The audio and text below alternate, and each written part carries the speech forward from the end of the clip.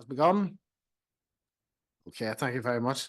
Members, you're very welcome to the December meeting of the Economic Development and Regeneration Committee. As I said, the last one of the year. We have some members online as well this evening. Okay, so apologies firstly. Apologies have been received from Alderman Stephen Moutre, Councillor Julie Flaherty and Councillor Tim McClelland, as well as Councillor Keith Hawkin. I've also been told that Councillor Ashley Mullen and Councillor John O'Kane hope to join us online shortly. Is there any further apologies from the floor or on Zoom?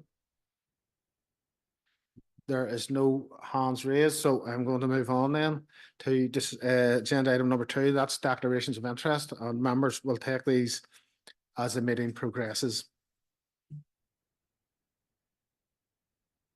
Okay, that takes us nicely to agenda item 3, and it's the first of 2 presentations this evening. I'm very delighted to welcome Dr. Joanne Stewart along this evening from the NI Tourism Alliance, who's going to take us through this strategy. And I'm going to hand over to Brian to introduce Dr. Stewart. So Brian, over to you. Thank you, Chair, and good evening, members. So I would like to introduce Dr. Joanne Stewart, who is the Chief Executive of the Northern Ireland Tourism Alliance. Council, we are a member of the Northern Ireland Tourism Alliance, and the Alliance is an amalgamation of the private sector and public sector. I would just, Joanne has been a really strong leader and advocate for tourism across Northern Ireland for the last number of years. And again, I'd like to just give a special mention to that period during the COVID period where Joanne gave council a voice and give our businesses a voice at the top table. So we were able to feed the information. The members were really proactive around the support for business. We were able to feed the information to Joanne, who was able to take that information to the top table. So I would like to acknowledge that leadership and support that we have garnered. So this presentation relates to item 6.1 on the agenda, which is about the draft Northern Ireland tourism strategy. And we have included a suggested response, but we asked Joanne for some more advice. Again, Joanne's vision, I think, aligns closely with our own. So without further ado, I'm going to pass over to Joanne and ask her to talk through Northern Ireland Tourism Alliance's opinion and thoughts on the draft tourism strategy. Thank you. Okay, thank you, Brian and Joanne. I'll hand over to you.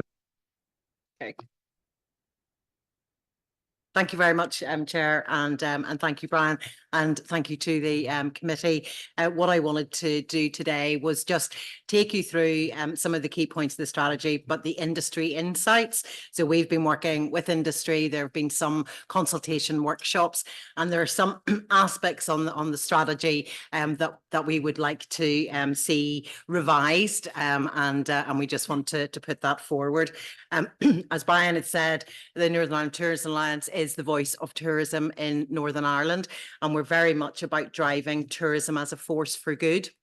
It is really, since the 10X strategy came out, we have been working really hard to raise the importance of tourism, not only as an economic driver, but as a driver of social impact and sustainability. We recently did some research with Grant Thornton to show the true value of tourism to the Northern Ireland economy. And rather than being just £1 billion industry, which is what it's talked about, it actually contributes £3 billion to the economy when you look at the jobs and the supply chain and all aspects that tourism supports. So it is a much bigger industry really than has been given credit for. And we are really pleased to finally see a consultation on a tourism strategy. It has been decades since there's actually been a tourism strategy. And what this is and what the department has come out with is a plan or a tourism strategy for the next 10 years. It is very much a high level direction of travel document. So there isn't a clear action plan or implementation plan, which is obviously one of the things that we are very much saying that needs to come on the back of it. It's great having a strategy, but if you don't have a delivery plan, then as we know, these things can sit on the shelves. So what I just wanted to do today was obviously say sort of feedback from industry and our members. I'm going to focus on the vision and the aims and the themes of the strategy. I'm not going to go into full detail of the strategy, but really bring out the areas that we think need to be looked at, and then more general feedback, and obviously happy discussion or any questions. So this is the gosh, it's quite small, isn't it? Well, there's a lot of words, so this is the way the department, so this is a department strategy, and basically this provides then, as I say, direction of travel to Tourism Northern Ireland and Tourism Ireland, who between them are responsible for the growth of tourism in Northern Ireland. So the vision, as you can see there, it is about being a world-class destination, and it's focusing on our authentic experiences, landscape, heritage, culture, but also bringing out the fact that we are a force for good. So it's about benefiting communities, economy, and the environment. What we, talking to industry, we don't feel that it is very inspiring. I mean, I think although this is a departmental strategy document, this has also got to bring industry with it. We've got to create and inspire industry and show a real ambition for what we believe tourism can be and can deliver for Northern Ireland. So we are asking for this to be much more ambitious. Now, this is not sort of the final wording of what we would suggest, but this sort of gives you, these are the sort of more of the words that we want to see. It's about being recognised globally as a year-round destination, that we are celebrated for our authentic experiences, our breathtaking landscapes, our rich heritage and vibrant culture. And it is about, the community element is so important about how we are supporting and that regenerative nature of communities, but also the company and championing sustainability. So it's not that we think they've got the vision right, but we just think it can be written in a much more inspiring and exciting language that really brings everybody behind it.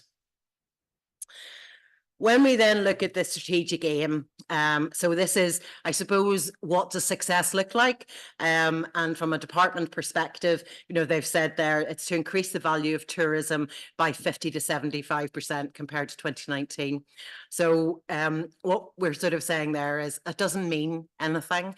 What is the value of tourism? What are they, where's the starting point? And also, although 2019, and we appreciate we've had COVID, I think part of the challenge for tourism is that there has been no official information on how tourism is doing really since 2019. And we have to move on from 2019. Things have changed as a result of the pandemic. And that is what we've got to look at and see then what success would look at. Tourism grew by 52% from 2012 to 2019. So we don't think a target of starting at 50% to 75% is that ambitious. So we do think we need to be much more ambitious. But we also need to understand what is value. We have to move away from just looking at spend. So when we talk about the £1 billion industry, with 2019, that was literally just the spend by visitors when they were holidaying or visiting Northern Ireland. When you start to talk about value, it is so much more than that. So, and also there's something here about value versus volume. To grow tourism does not mean that we want to increase our tourists from 5 million to 10 million. But what we want is we want people to stay longer. We want them to be able to have opportunity to spend more money. But it's, what we want to do is make sure that we grow in the right way. And you need the targets to be set out in that way, because as we know, anything you're measuring drives behaviour. We want to see better distribution across the year. So obviously the shoulder season we talk about is October to March. And we need to see how can we make sure that we are getting good spread of tourism across the year. Regional spread is really important. Obviously, Belfast is the gateway, and obviously is really a key attractor for tourists. But we need to make sure that we are supporting the whole of Northern Ireland. And how are we making sure that people are exploring outside of Belfast, but understanding that Belfast needs to grow the whole of Northern Ireland as well. So it's getting that balance right. And then obviously, as you know, we are promoted overseas by Tourism Ireland. So they do GB and all the international markets. And we have to ensure that Northern Ireland is getting the share and the right share of those visitors who are coming to the island of Ireland. And at the moment, we believe there is more work to be done to increase our market share. Where we do have a strong market share, it's obviously GB, because we have a lot of short haul connections, both ferry and by air. But when it comes to international, obviously we know we don't have, other than Europe, any international flights direct into Northern Ireland, and therefore we need to ensure that we are being promoted in the right way to make sure that we get that share. And also business tourism. So we know, with business events, and obviously, you have conferences and different things, within this area, and it's really not touched on very much within the strategy. So these are the sort of things that when you're talking about what does success look like, this will drive how we want to grow and make sure that we're growing in the right way as an industry. So these are the things that we'll be pulling out in our response. When we then get on to the strategic themes, so as you can see, these are the themes that the department have set out. And if you look at the strategy, it will give you obviously information under each of these, but it also ties into the 10X economic vision. So it's about inclusivity, innovation, sustainability. And then there's two more being added on from a tourism perspective, which is about being attractive as a destination and also taking a collaborative approach. So basically what we're saying is that there's one major theme that is missing, which is connectivity and access. There really is very little about connectivity. We are an island, off an island. We have to make sure that people are able to get here. And I think we need to look at route development particularly within the EU mainland. And also, obviously, there's been talk, and we've had before, an international flight from America. So these things all need to be looked at.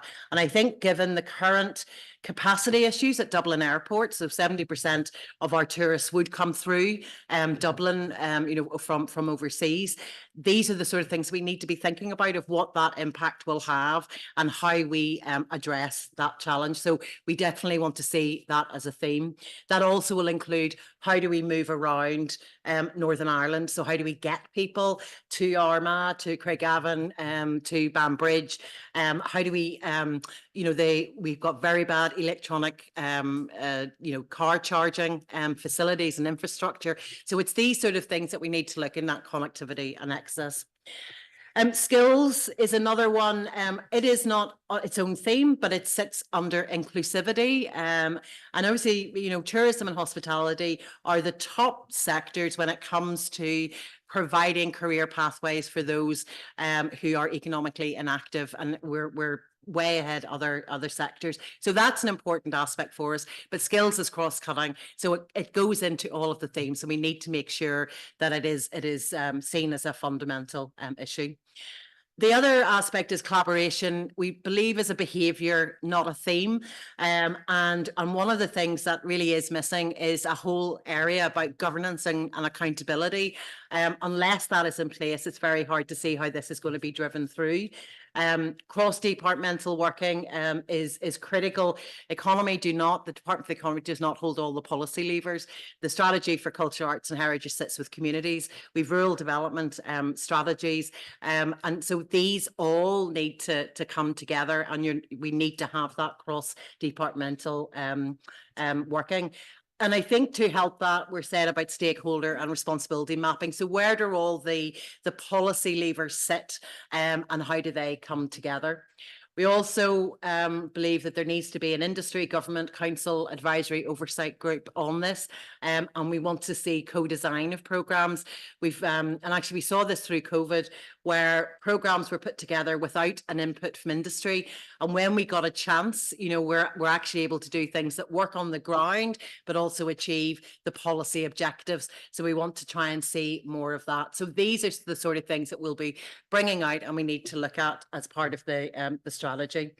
So just some of the other areas that, again, we feel are missing and really need to be thought about. baseline and benchmarking. So there's targets set for innovation, for sustainability, but there's no starting point. You know, what is the baseline? Where are we currently? And we are working with the likes of Tourism NI on innovation and sustainability programs. But also the availability of data. And I know NISRA obviously are going through transformation, and they're working on a tourism satellite account. So all of this will be really good, but we also need to get that information as quickly as possible. Also, there's very little about what tourism, you know, the trends in tourism. So what's sort of happening, you know, now and over the next 10 years. We have seen changes since COVID. People are booking much later. They are, you know, thinking differently about leisure travel, and actually seeing the importance, the well-being aspect of it. So there are different things that we need to be adapting and evolving. And again, there's none of that in the document. So we can't keep doing what we're doing. You know, we have to change as the consumer changes. Also, I mentioned that obviously with other strategies, and every council has their own tourism development strategies, and it's just about seeing how these align. Ultimately, we need that funded implementation plan. But also, I think we also need to think about who are the other partners that we need to be working with. Obviously, we work with Tourism Ireland, Tourism Northern Ireland. There's also Visit Britain. The UK GB corridor is also very important to international markets. So we just need to make sure that we are maximising the partnerships that we had. But I think, and just to finish off, I think really I sort of tried to say what are the four sort of main sort of areas that we will really be saying is the funded delivery plan, the inclusion of connectivity and access as one of the themes, that whole piece about the government and accountability, a governance and accountability, and also a strategy for international markets. Tourism Ireland are changing how they are addressing long-haul destinations such as Asia and China and some more emerging markets. And we need to ensure that we have the right strategy. In the strategy document, the four key markets are our home market, our GB market, Republic of Ireland and North America. So they are all strong markets for us, but we believe over the next 10 years, we do need to ensure that we are also developing other international markets. And so these are the things that we want that strategy to start to consider. But hopefully that's just given you a bit of an oversight. Obviously, I know Brian and the council have or will be responding. We are responding. We'll be sharing that response actually this week with everybody so that we can bring on any other elements that we need. But obviously happy to take any questions but I hope that is okay. Thank you very much, Joanne, for that presentation. Members, is there any questions? I'll maybe start the ball rolling. Joanne, just in relation to going forward, next year's going to see the introduction of the electronic visas, and I was reading in one of the newspapers about the impact that it could have in tourism. Do you think it'll have much of a potential detriment to tourism figures in the next few years? We think it could have. Really at the moment about 500 million of our overseas revenue would come from tourists who will require an ETA. The ETA is due to come in at the end of next year, but we're trying to push for early 2025 if it is coming in. We are obviously pushing for an exemption on those tourists who arrive in the Republic of Ireland and travel up to Northern Ireland across the border. At the moment, we've got all of the Northern Ireland MPs are on board, Labour are on board. We have full support from the Irish government. In fact, I was just meeting with DFA before this meeting with regards to ETA and their support of that.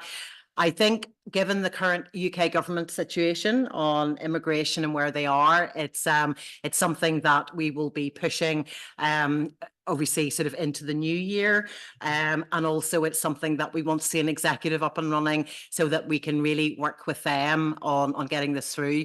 We are looking for a very small change. Will have no impact on security border or security control from the Home Office perspective, as there are not going to be any checks. And obviously I have a full paper on that if anybody is interested in any more information.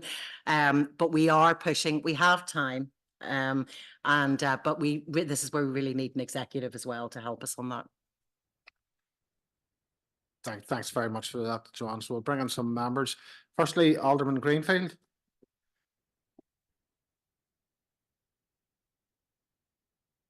Thank you, Chair, and thank you, Joanne, for your report. Some interesting reading certainly in it. But Joanne, one thing that I was wondering about, and you did mention it in the report there about Tourism Ireland, and you don't feel that we're getting our share for that. That would be a perception that some of us maybe would have had. And sort of in around that, how do you feel moving forward that will change? Because I know when we do get our share, it seems to be all very much based in Belfast Titanic or Giant's Causeway, and it's a local government council here. You had mentioned about local council plans. What way would that all fit in? Because what is being changed to try and make sure we do get our share whenever we're marketed that way? Thank you, Chair. Thank you. Just bring in then, Joanne, all right? Sorry, Mark. I'll deal with the buttons. I'm not used to this. Yeah, so thank you for that question.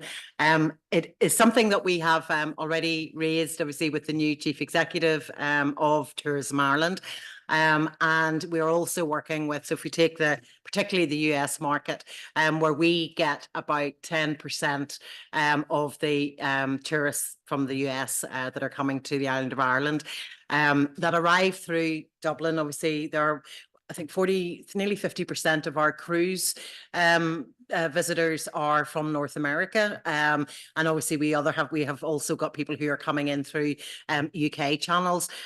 But we're working with the US consulate. We're working with Joe Kennedy and his delegation about just raising awareness of what there is to offer in Northern Ireland, and we're working with Tourism Ireland to ensure that Northern Ireland is properly promoted as part of the All Ireland promotion. I think actually next year, the part of the challenge is the capacity of hotel and other accommodation. Dublin is introducing new legislation with regards to short-term lets, so the likes of Airbnb. So you're seeing a lot of that taken out of the market in Dublin, and hotel capacity, obviously, with the government contracts is much higher in the Republic as it is in Northern Ireland. So we are working with Tourism Ireland on a Northern Ireland first approach, rather than come to Dublin and the island of Ireland and then as part of your trip go to Northern Ireland. I also think it's important the discussions around with Belfast International Airport to ensure that we are providing as many opportunities for people to come to Northern Ireland first, but we definitely are discussing that. And again, those discussions with Visit Britain are really important as well, because they're promoting that UK corridor. So we're again, Northern Ireland sits in the middle, and we just have to maximise the opportunities that gives us. So yeah, it's something that we're very, very conscious of and driving a discussion on. Thank you very much, Joanne. You come back in. Thank you, John. I did want to mention just in that there, you mentioned about the capacity at Dublin Airport. I know last year for an awful lot of visitors, it would certainly put them off, and I've used it myself a few times in the major issues. Has that been reflected in the current sort of where we're at with figures for folks coming? And because I know, speaking to family members even that live in the States, it's something that would put people off actually even coming to visit us. Yeah. Do you want to make a quick comment on that, Joanne? Yep. It's and it's something that isn't addressed in the strategy. These are the things we're talking about. We need to look at what the situation is and what the trends are. That Dublin capacity is really concerning, and also the perception of high prices in Dublin and lack of accommodation. So people aren't getting beyond that, so they decide not to come. So there's a real concern that Northern Ireland obviously is losing, and that's why the Northern Ireland First is the way, and actually that's going to help the tourism in the rest of the island, because at least if they come here, and maybe at least they're still going to spend some time in the south. So yes, it's something that industry and we are talking about, but it's something that hasn't been reflected in the strategy. And I think that's one of the areas of feedback, is we have to understand how things are changing, and there's nothing really covered about that in the strategy. Thank you very much, Joanne. There's a few more lights on, members. There's 3 members have indicated to speak. So if anybody else wants to speak, put your lights on now, because after these 3, if there's no lights on the next minute, that'll be the end of it. So I'm going to bring in Alderman Barry next.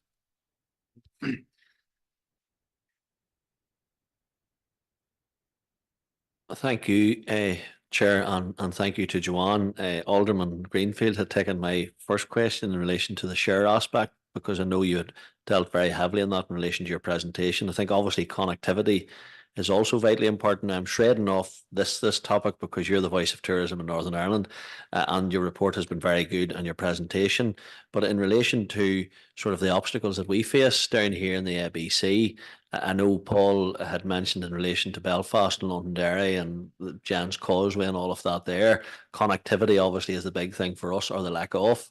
And, how do you see going forward? Have you picked that up in feedback from the tourism sort of providers in relation to our connectivity in relation to the city of Armagh and different places of that nature? And last but not least, I know it's not to do with this, but I'm going to ask you in relation to the hotel offering or the lack of in this area. Have you found at a tourism level of the providers that is something that has come up in relation to sort of the lack of in this particular area? Because we find even large businesses in this area have clients coming over and end up getting into the car and driving 25 minutes down the motorway to Belfast to stay, which is taking it out of our local economy. And have you picked that up, and how best you think maybe we should look at that? We have looked at that before, but we haven't really got too far with it. And it'd be good to see or hear from your views on that. Thank you. Thank you, Alderman Barry. Joanne, I bring you in. Yes, thank you very much. And it is something that we hear from those regions that maybe aren't necessarily seen as the hotspots, which obviously you mentioned. I think obviously you had the ITOA, the Irish Tourism, the Tour Operators Association here. And it's really important to have those sort of trips and those farm trips where people can start to see areas that they weren't aware of, and they are really important, because once people experience it, then they get it and it starts to become part of itineraries. So I think that's really important, and it is something that obviously Tourism NI and Tourism Ireland are aware of. I don't think there's enough communication between Tourism Ireland and industry, and we are working to address that. And I was up in Coleraine, where the sort of Northern Ireland office is based, meeting the team there. And it's about, what I'm saying is, how do we ensure that industry have an opportunity to talk about the experiences and what they have in their area, so that these can start to be incorporated in marketing and promotional campaigns. I also, on the hotel, again, it's a common theme that comes through, and obviously the Invest NI development sort of funding or grant funding for hotels was very much outside of Belfast. It all comes down to people believing that the demand is here. So it is about working with our tourism agencies around what demand is being driven into the area and how that is supported. So your business tourism is really important, having conferences here, because if you're going to develop that accommodation stock, you need to ensure that you've got that demand. And it's also about having a balance between, you've got people who want to stay in hotels, and then you've got people who want to stay in different types of accommodation. So the whole hotel development programme is being reviewed. That is moving from Invest NI to Tourism NI. And I think that is an important discussion that all of the councils will need to be involved in, outside of the likes of Belfast, Derry and Causeway. The other thing is also, we need to think differently about investment. So if you take the Joe Kennedy initiative, and obviously they're looking at investment opportunities. Tourism hasn't been part of that. So they've been looking at the cluster sectors, and that type of thing. So we have been raising with him, and we're hoping to do some stuff when he's over again at the end of January and February, about tourism is a sector that provides good investment opportunity. In fact, a lot of the new stock coming in Belfast is actually investment from outside of Northern Ireland. They're also interested in attractions and experiences. So these are good investment opportunities. I think we also need to think a bit differently about how we do bring different investment in. But yes, I think that is the sort of thing that needs to come out in your response, because it is a particular challenge challenge in your area. We will reflect in a more general perspective, but that's why it is important that you put a response in. Thank you. Thank you. Thank you very much, Joanne. I'm going to bring in Councillor O'Hanlon, who's online. Thank you, Chair, and thank you, Joanne, for your presentation. I suppose at the start, can I thank you for your work, but also the work you do with the like Brian and Gillian Campbell and the team here in ABC who are out and selling our area, and particularly Gillian in terms of across the globe. I welcome your comments and around the strategy in relation to heritage and culture. And as someone who represents the great city of Armagh, you wouldn't expect me to do anything else. But I suppose I'm picking up that the connectivity, not just to the island, but around the island, is a major thing that we need to grapple with and we need to succeed in. And I suppose an ask that I would have would be that your organisation continues to work with the like of council to try and push home that investment beyond the Belfast and beyond the dairies of this world. And picking up your latter point around the investment from the United States, a lot of this area has connections to Irish America, and there's a huge untapped potential. And I suppose if there was investment was to flow around that heritage and culture, I think it would be very, very beneficial. And maybe that if you have Joe Kennedy here, we would very much welcome him here in the borough, and particularly to come and see the city of Armagh and what we have on offer with the two cathedrals to St Patrick, to Navan, and beyond as well. But look, just wanted to say, keep up the good work and please continue to work closely with council around that. Yeah, just we'll bring in briefly there. Thank you. One of the things actually just to say on the connectivity piece sort of around, getting around Northern Ireland and the island. The Union Connectivity Review recently published the government response, and there was hundreds of millions that have been given to Northern Ireland about improving that connectivity. And again, this is the importance of we need to be linking these up. So, is that going to sit with DFI, the Department for Infrastructure, and how do we ensure that when these things are being decided, that people understand that we're having at least 3 million extra people coming in every year from a perspective of tourism, and that therefore needs to be considered when you're thinking about that connectivity. But yes, it's something that obviously we are very strong on, and why we want to see it front and center in the strategy. And then it is something though that we will continue. It's one of our key strategic aims in our own strategy: connectivity and access. Yeah, thank you very much, Joanne. And the last word of the evening goes to Councillor Kyle Savage. So can we bring Kyle in, please? Thank you, Chair, and thank you, Joanne, for your presentation tonight. It's great to see that somebody's taking a lead in this tourism end of things. There is so much potential within our borough, ABC, right from Armagh right across the whole lot. And I think we need closer working relationships with councils, and especially in around events that happen within our council area and right across Northern Ireland indeed.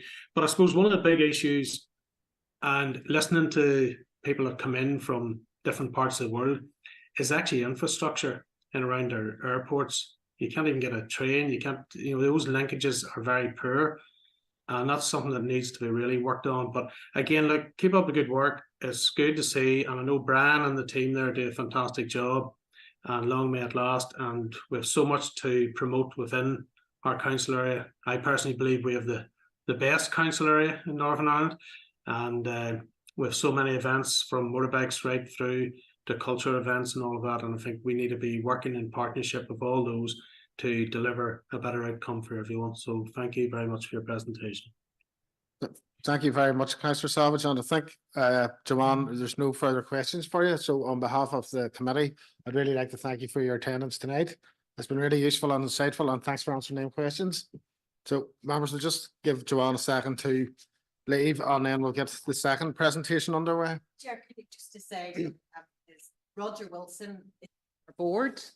So from a perspective of having the council, he's there to represent the councils, but obviously it's great that he's on, and we're working very closely with him on how we improve the working with councils as well. So just. No, that's fantastic here. We can Ben Rogers here now about that, members, as well. So it's another string to his bow. Thank you. No, all right, Joanne, thank you very much. Okay, members, we're going to move on to our second presentation, and that's from community development. And we're guys outside. We'll just wait on Boyd and Robert to make their way up to.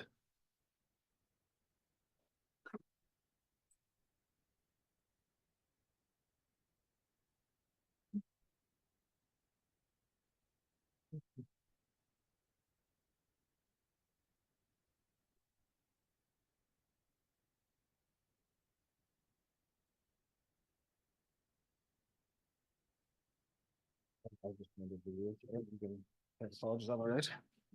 Okay, members, we'll make a start on agenda item 4, and that's a presentation from community development. So, members, I'm going to hand over to Boyd McClurg, the program manager, and the guest that we have in tonight. So, Boyd, over to you.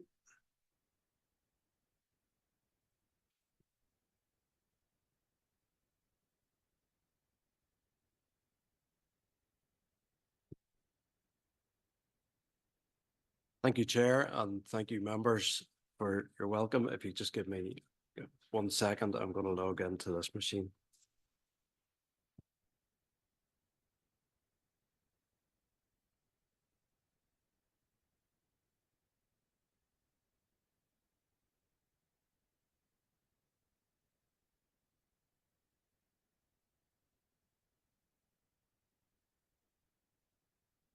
Bear with me.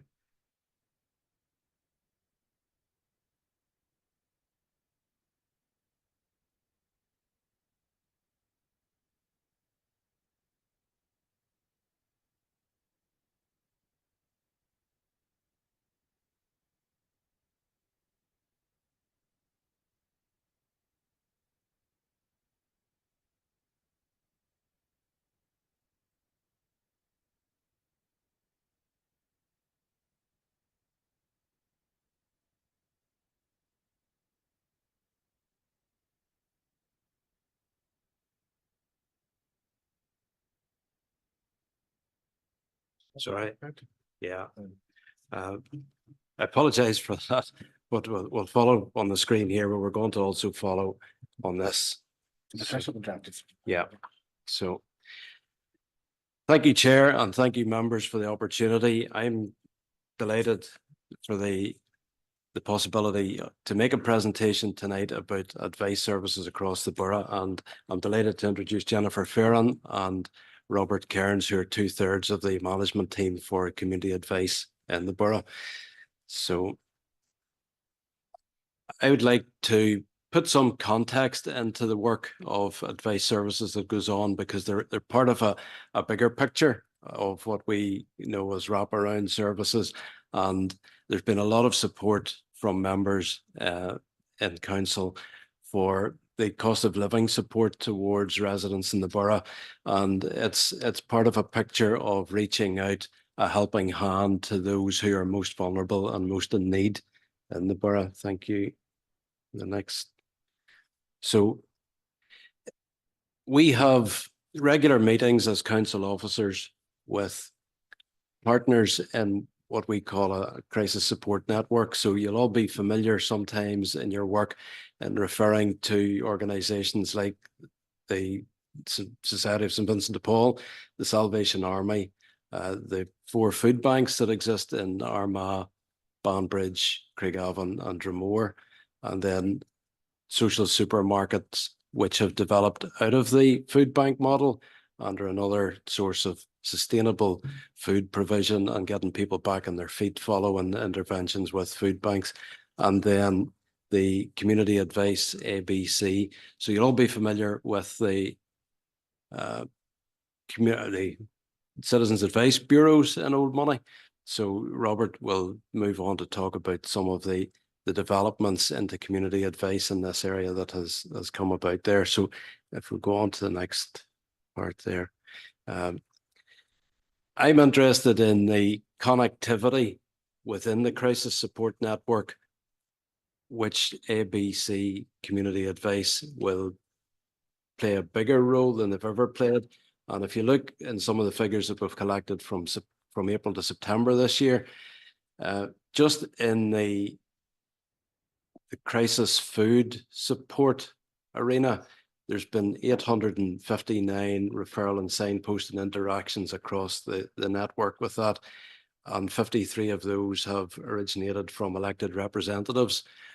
These figures don't include the signposting and interactions that have come then from this team in the community advice network. So this is the beginnings of being able to track and match and look at some of that.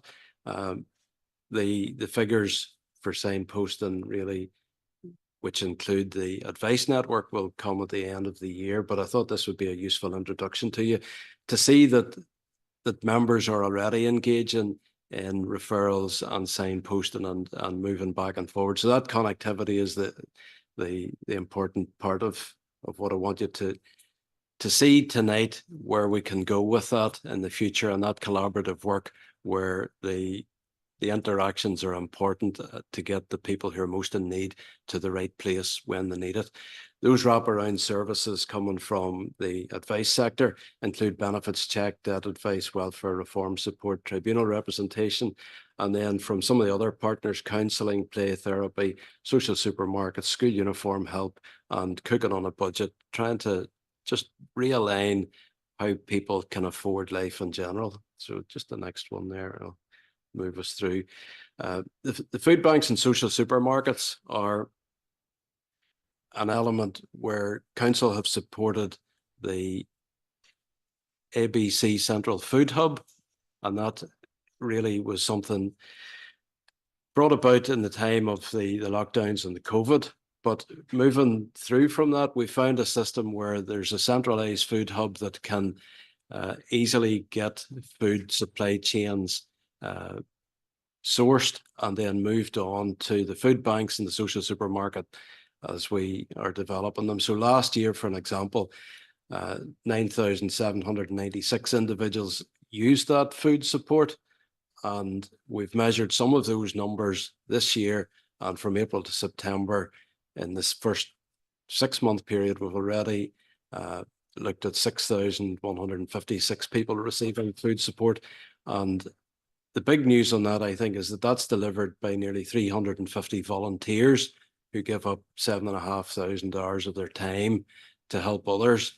And when the food banks and social supermarkets are doing their business, they see people in crisis, and they then in turn look at how we can have an impact on those individuals and their families. And what we want to do is build a connectivity with advice services in the borough and actually try to look at the bigger picture to help people get back on their own feet, as much as just helping them and helping them and helping them and helping them. So if we just move on to the next place, I'm going to introduce Robert Kearns, who is the Deputy Manager in Advice. So he's going to carry on and speak more directly about the work of advice services and how they've developed.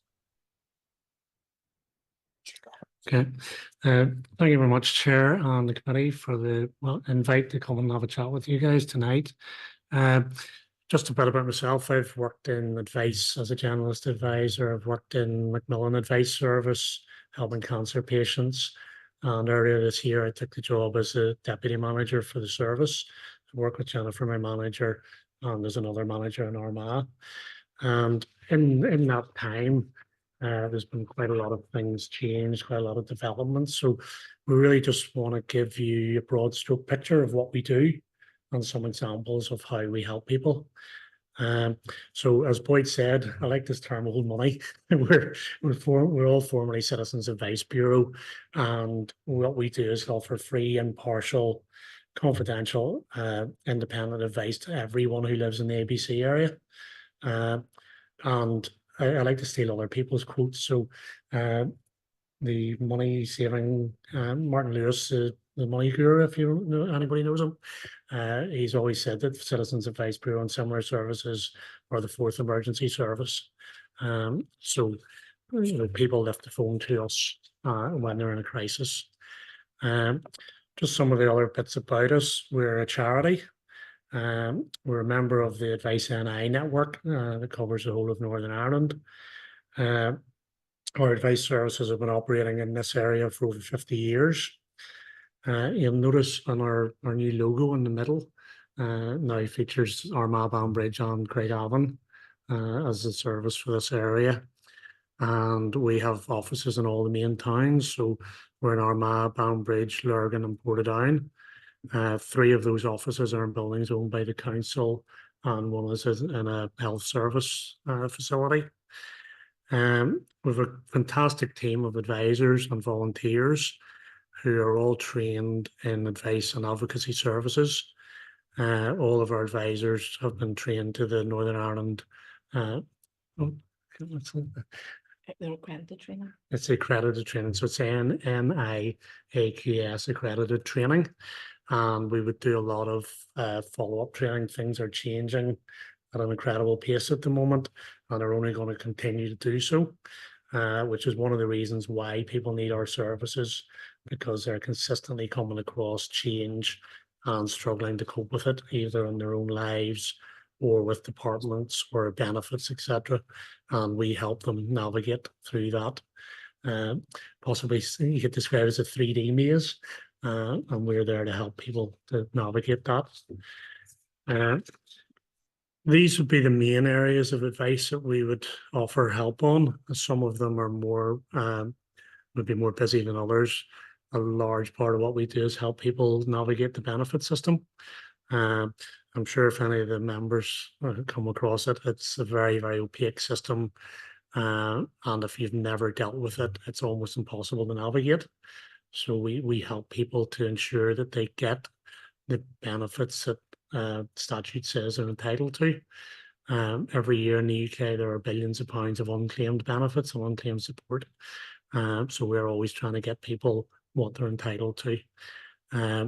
We're seeing increasing queries about housing, the affordability of housing, access to social housing. The private rental market is in a state of turmoil at the minute, and it's, you know, on our advice line day and daily, we're getting people who are in housing crisis, and we're supporting them. We would also see quite a lot of employment queries, but all of those areas, people can ring us about anything, and we will either try to help them, get them in for appointments, give them the advice that they need. Some issues we do not deal with at high levels, where we would refer them or signpost them to supporting organizations, other third parties, some of the political representatives at times as well. This one is particularly in terms of benefits that we would help people deal with. So if we start at the left-hand side, we would do benefit checks for people to identify if they're missing out on any entitlements. Then that often brings in form filling. We would help people fill in forms, both paper forms and more online. The online aspect to it can be more efficient if you're okay with doing online work, but for a lot of people, it's a barrier to accessing the help that they need. We would also help people then challenge decisions where they believe they've been dealt with unfairly by government departments. We would help them to make complaints if necessary, give them further advice, and we would also represent people at independent tribunals. These are some of the more specialist services that we offer. We have a specialist debt service, Macmillan Cancer Service. We do stuff at the Bluestone unit at Craigavon Area Hospital, and with a pension-wise service. In the last year, we've rolled out a single telephone number for all our advice services in the ABC area. These are our offices that we mentioned earlier, and we offer outreach services in the various places across the borough. We work with referral partners, food banks that Boyd mentioned, the Southern Trust, food banks, social supermarkets, other charities, local representatives, and other community-based organisations. We've recently launched a new website. It's a work in progress, but one of the first things that we wanted to put in place was a partner referral portal. So any partners that we work with can do a confidential, secure referral through our website to get us in touch with people who need help from our service. And the website will be getting built on further throughout 24. In terms of measuring impact, this is just a side. Boyd really likes this one, where it gives you a picture of where we're getting calls from. We do keep a record of calls that come from outside ABC area, and that's where you can see the scattered blue ones around the country. Since we put our new single phone number in July, we've answered 8,095 calls and dealt with 23,000 plus issues across the borough from April to December this year. In terms of income maximisation and benefits, it's over £3 million. And in terms of appeal representation, it was 84 appeal cases and a successful outcome for people that generated over 155,000. This is just a quick, we've been doing a user survey rolling throughout the year, and this is just a quick picture of the user satisfaction response that we're getting back, which we're absolutely delighted with. And that's just a quick quote from a user to say that they called in to say how grateful they were for the advice, and said that talking to someone who actually understands has been therapeutic and helpful in more than just finance. There's a big crossover between health and financial well-being, at least physical and mental health. There's a couple of real life stories we've attached at the end. I'll maybe just go through one of them here, Chair, if that's just as for time wise. So a client who presented to the advice service, very difficult personal situation, homeless, no money to live on, no means of contact in terms of phones, and very distressed. They were advised on housing issues, benefit entitlement, and how to make an application as a homeless person. As a result of an online application, they got £500 discretionary support from Department of Communities.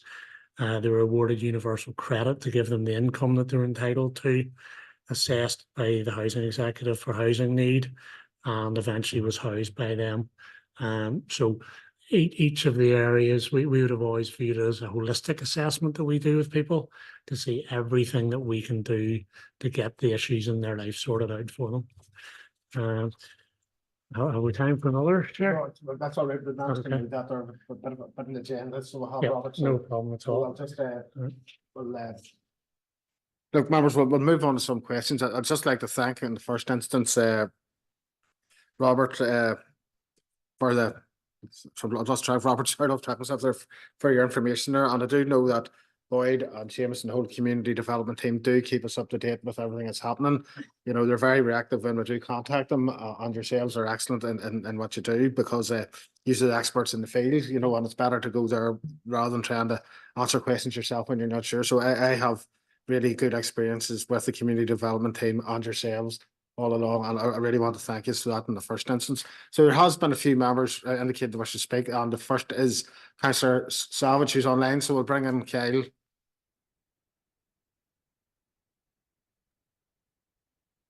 Thank you, Chair. Thank you, Boyd and Robert, for your presentation there tonight. You know, and it is a sad state of affairs that the numbers of people that seem to be increasing here that need help and that wraparound service and that. And I suppose we, as politicians, as a council, we should be judged on how we look after and protect the most vulnerable people in society. And, you know, we should be giving them that relief and hope for the future and help them through that difficulty. And I think that is so important, and especially this time of year as well. But there's a few cases I've been dealing with and I've been in touch with Boyd about and Seamus and that. And some horrific cases that you hear of what is actually going on within our community. The addictions is a massive problem, I feel. I get a lot of that from different groups and that. And it's that counselling service that seems to be overwhelmed at the moment, and where we just can't get people to that counselling service quickly enough, and it's just because it's overwhelmed. Another case that I have, and it's driving a lady into the need to use food banks and that. She has hospital appointments, and it costs her £60 for a return taxi journey. She has tried some of the local, I don't want to name them, but some of the local charity transport ones, and they cannot assist her for some reason or other. But that's £60 is coming out of her budget, and that's what's driving her into that food bank scenario. And I suppose working with all our partners, I think, is vitally important going forward to ensure that we can get a better outcome to give that, as I say, that relief and that hope for people going forward. So really that's about it in a nutshell, but I'm happy to pick that up afterwards, Robert, if there's something that we could do for that lady. So it would be. Thank you. Thank you, Chip. Thank you very much for that, Councillor Salves. I know Councillor Salves said he'd pick up with Robert, but so maybe does anybody want to just touch on that addiction just very briefly, that issue? As I mentioned when there was, sorry, is this? That's on. Yeah, as I mentioned earlier, you know, the crossover between mental health problems, addictions, and poverty is, you know, it's obvious to everybody. And, you know, one of the things that we're trying to do is to get people those financial supports, both in a crisis and emergency situation with the likes of the food banks, but ongoing to ensure that people have the resources that they need to try and live as good a life as possible. And, you know, particularly, you know, debt and mental health and then addictions that can come from it is an absolute endemic problem in our society. And, you know, we would get that throughout the year. We tend to find that there's an increase in January, February sort of time when people hopefully try to get things back on kilter. Our debt service and our guys are fantastic at getting people drawing a line in the sand and resetting to get back to where they need to be. That's great. Thank you, Robert, for that. So there's a few more members have indicated to speak, and I'll bring them in the order they came in. So Alderman Barry, you're first.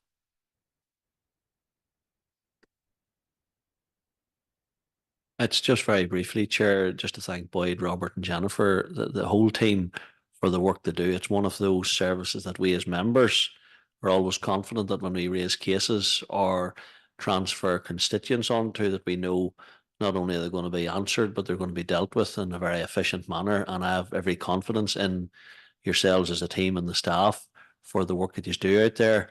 It's scary, just those people in need as we speak. And it's always good to know that we have a good team there that's efficient and effective and confidential in working with them. And I have a brilliant feedback from those who have availed of the service. And I just want to thank you very much and keep up the good work. Thank you very much, Alderman Barry. Points well made, and I concur totally with them. So I'm next going to bring in Councillor Lavery.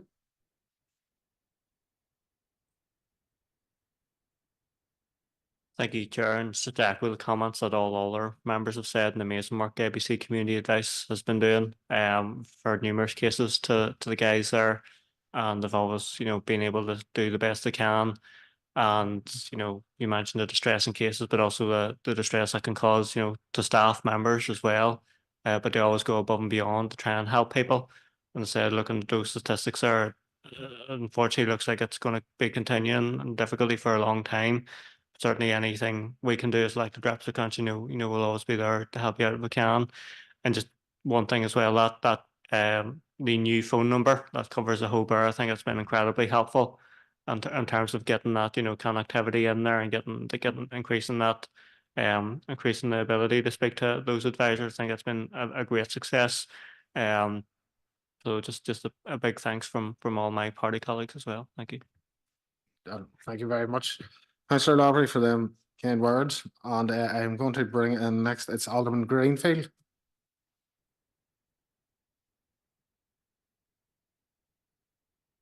Thank you, Chair. Chair, just also to be associated with the previous remarks there for have worked quite well with Robert and Jennifer and different members already, and certainly see a benefit. As already been said, there's a lot of change in needs, and it's great that we have an organisation that's ready to meet the different changes. I think even just recently of the amount of people that private landlords and renters went up in different things, and people need to know what they're entitled to and what they're getting, and the different situations that happen. So many different variations of things, and it's good to have one sort of group that can actually you can refer to, and and that they'll be treated respectfully and with confidence. And I want to thank those who have worked with so far and continue to wish you best. Thank you. Thank you, Alderman Greenfield. And Councillor McElrath, you're next.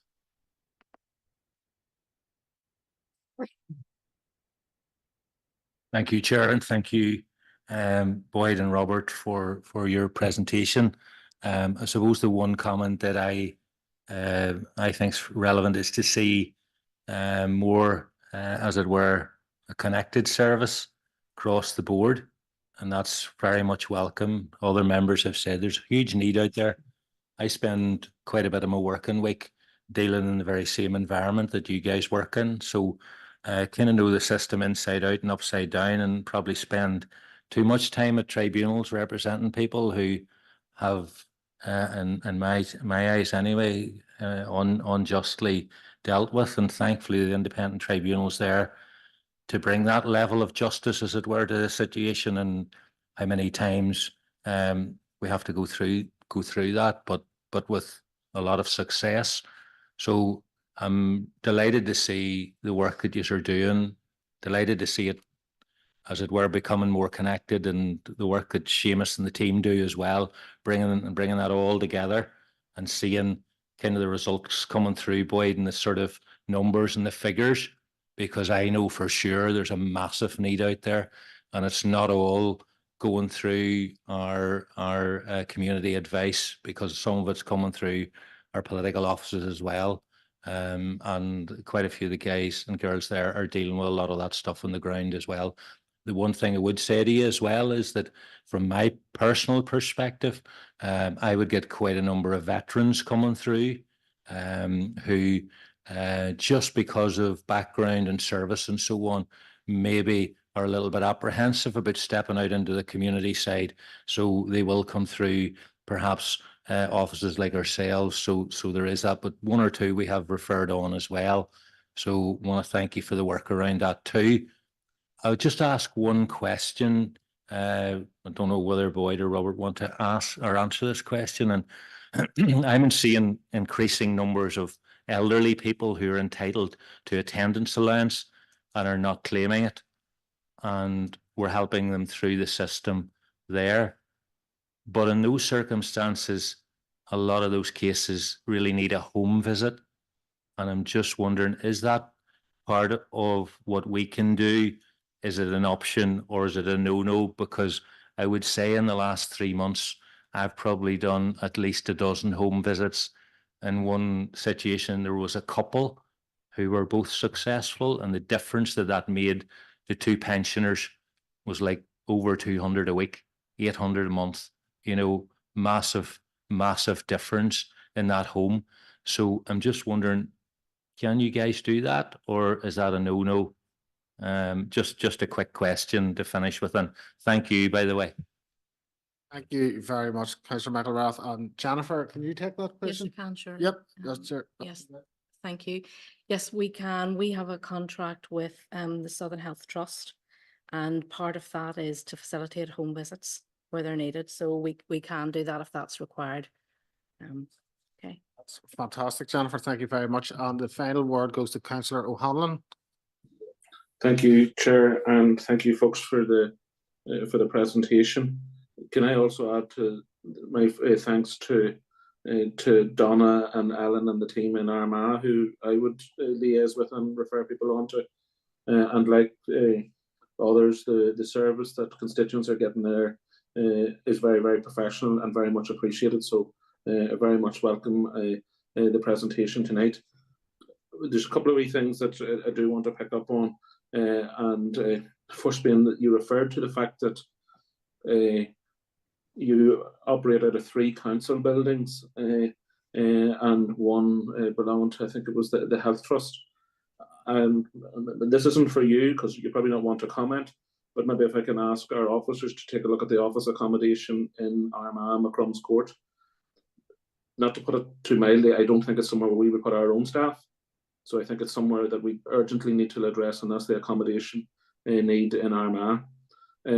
Secondly, I just want to express my thanks to the entire team, because I know this last number of years you've gone through a transition period, and it mightn't have been the easiest at times. And I know we're now at the far side, and I very much welcome the collaborative approach that you have taken and are working very well together. So look, thank you, and on behalf, not just on behalf of the council, but also on behalf of the people we represent and who use your service. Thank you. Thank you very much, Councillor O'Hanlon. Look, I asked officers to look into that issue as a accommodation. I don't think it's for the guys to answer tonight. So I appreciate that. Yeah, thank you. I'll ask James to take that away. So it just remains me to say, folks, thanks very much for your presentation. It's very informative, and I think the broad reflection of all members is that you're doing a fantastic job.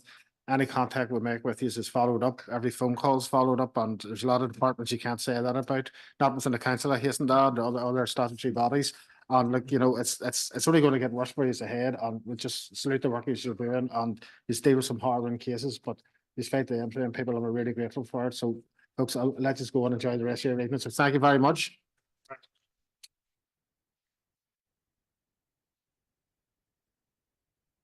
Okay, members, that takes us on to agenda item 5, which is a strategic director's report. And I am going to, this is a Fit for the Future programme, and I'm going to hand over to Caroline to give the report, and Rebecca is online for any questions. So Caroline, over to you.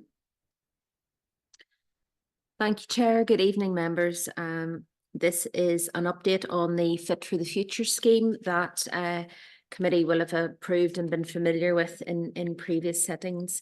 This report provides an update on the overall empty to occupied programme scheme, the results of the recent expression of interest for the Fit for the Future scheme, a request to accept a letter of offer from the Department of Communities to bring additional funding into the programme, and a request to put in place a QS lead advisor that we would need to verify applications. It's an item for decision, members, and happy to take questions, although I'll be fielding them to my able colleague, Rebecca, who's online and who has been all over this and working very hard on delivering the programme thus far. Thank you, Chair. Thank you very much, Caroline. And so Rebecca's online for questions. So Alderman Burns indicated he wanted to speak first. So Alderman Burns, over to you, please. Thank you, Chair. Can I declare an interest, please? A member of my family has applied for the Fit for Future. Thank you very much, Alderman Burns. Being noted. Okay, so Alderman Greenfield has indicated he wishes to speak next. Thank you, Chair, and thank you, Caroline, for the report. Yeah, I'd be happy to propose this report. Obviously, it would be nicer if it had the money that the previous scheme had, which is a lot more and done, but it certainly is good, and that hopefully it'll be a good spread across our borough that gets benefit from it. So thank you. Happy to propose, Chair.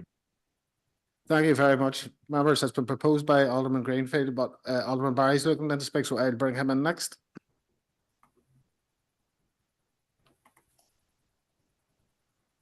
Thank you, Chair. I'm happy to second this, just in relation to the Fit for the Future grant scheme, going back to the old one, empty to occupied, and I know there's ones that are ongoing there. Maybe not tonight, it's maybe an unfair question to ask, but I know of others that had been successful and now they're dropped off that list. Some had informed me that they'd found it quite bureaucratic and having to jump through hoop after hoop in relation to empty to occupied. And it seemed to be, not that it wasn't council's fault from what I can gather, but it just seemed to be that it was more a negative than it was a positive. And these were buildings that I know of that were lying vacant for some time at key locations, and owners just felt that, look, it's not worth the hassle. Is that the feedback that you were getting, and is this Fit for the the future grant scheme, has it been tweaked, or is it going to be more accessible and more easier for people to avail of? Thanks. Happy the seconds. Right, that's dead on. So we've got a proposal second, but Rebecca, could you answer them questions from Alderman Barry just in relation to the bureaucracy and stuff like that? Is that okay? Yes, indeed, that's no problem. And thank you for your question. I'll try my best to answer it. Yes, unfortunately, there were a couple of applicants who withdrew from the main Empty to Occupy programme because of the bureaucracy. Unfortunately, our hands are tied with a lot of the requirements of the programme, especially because the funding had come from Department for Communities. But we do try to work very hard with our applicants to try and help them through the processes, and we'll continue to do that in the Fit for Future programme. Thank you very much for that, Rebecca. And Alderman Barry's happy enough for that answer. So that's been proposed by Alderman Greenfield, seconded by Alderman Barry. All agreed, members? Thank you. We're moving on to agenda item 6 then, and that is the Head of Tourism, Arts, Culture report. And Brian, this is a consideration of the NI Tourism Strategy consultation response, which we sort of went through there. So we just need to. Do you want to go through it, Ben, or are you happy enough to take a proposal second? Yeah, yep. Thank you, Chair. On reflection, what we've been asked to respond in terms of the strategy is very limited, number of questions, but not the breadth of what was covered this evening. So I was speaking to Joanne on the way out, and her recommendation would be that we submit, if you're content with what we have in front of you in papers, but also to go a bit deeper into some of the comments that members have made this evening. So if you're content, there was a really tight turnaround time on this. By the 12th of January, it needed to be back into the department. So we can either go with what's in front of you this evening and you have full oversight of, or if my proposal might be that we elaborate on that a bit further and go a bit deeper in terms of some of those issues around connectivity and so forth. So I'm in your hands. Thank you. Yes, Brian, thanks very much. And I think probably it would be better if we did cover what members said tonight. And if you're happy enough for that turnaround time, Brian, members' feedback will be taken on board. So, Councillor Michael, you were looking in first there.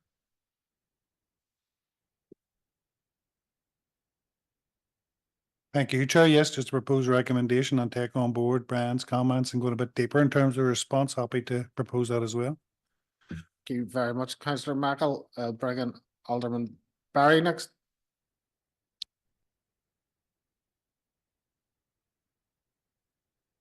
Yes, thank you, Chair. I'm happy to second that and seconds the additional information based on our discussions tonight, which I think were very helpful. Thank you. Thank you very much, Alderman Barry. So that was proposed by Councillor Michael, seconded by Alderman Barry. All agreed? Members, the next two items, 6.2, the Incoming Tour Operators Association. There's a video. We're not going to chance the technology tonight. You can hit the link and watch it on YouTube if you wish. And there's also an information item about the NI commemorative stone. So unless there's any questions, I'm proposing that we move on. All good. Thank you, members. Okay. So Seamus, agenda item 7 is the Head of Community Development report. It's an information item. Liam more or less covered it, Seamus. So we're happy to note, members. Thank you very much. Okay, members. So can I have a proposer and seconder to go into confidential business? Councillor McElrath, seconded. Okay, members and online viewers, in accordance with Schedule 6 of the Local Government Act, exempt information, we will be now moving into a confidential session of the council. This means that we will be turning off the live feed of the public meeting, and this will be returned when the meeting is restarted. So can I ask the ICT officers to turn off the feed and confirm with me when the confidential section of this meeting can proceed?